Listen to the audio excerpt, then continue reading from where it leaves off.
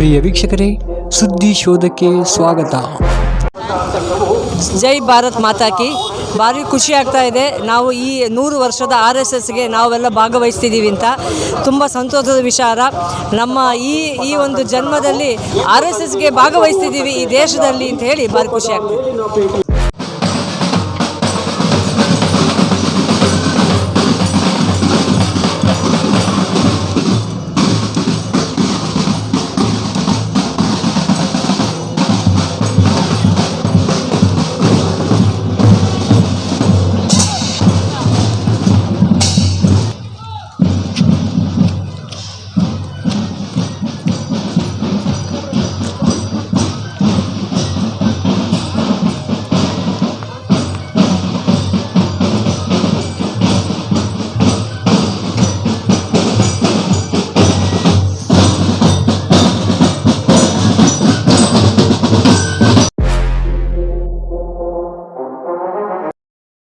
ನಮ್ಮ ರಾಷ್ಟ್ರೀಯ ಸ್ವಯಂ ಸಂಘ ಅನೇಕ ವರ್ಷಗಳ ಹಿಂದಿನಿಂದ ಪ್ರಾರಂಭಗೊಂಡಿದೆ.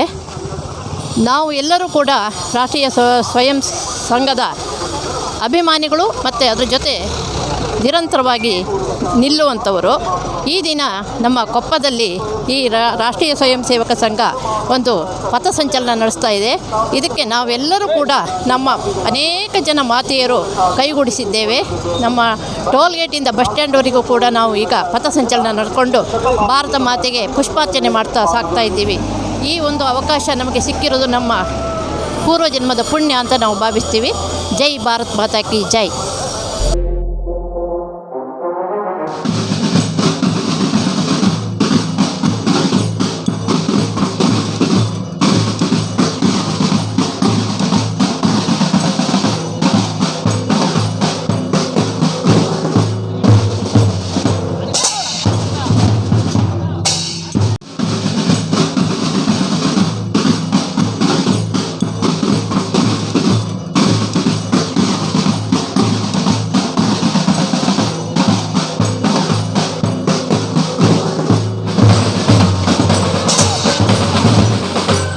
ಪ್ರಿಯ ವೀಕ್ಷಕರೇ, ಸುದ್ದಿ ಶೋಧಕ್ಕೆ ಸ್ವಾಗತ.